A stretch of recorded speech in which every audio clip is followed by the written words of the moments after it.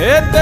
తెల్లని పాలధారలల్ల పల్లె తెల్లారుతుంటదిరా గుళ్ళోని గంటలు కాడెట్ల మెడలోన చెంటగా మోగుతూ ఉంటాయిరా నాగలి భుజాన పెట్టుకుంటే దోస్తులు చెయ్యేసినట్టేరా కొట్టు గోదా పక్కన ఉంటే కొండంత బలగం ఉన్నట్టురా చల్లగాలి మోసుకొచ్చేరా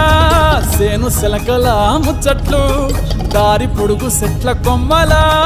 రాలుతున్న పూల సప్పట్లు గట్టి మోపులు కాల్వ గట్టులు చెమట సుక్కల్లో తడిసిన ఈ మట్టి గంధాల పల్లెటూరు దీని తీరే అమ్మ తీరు పంగులోన దాసి పెట్టి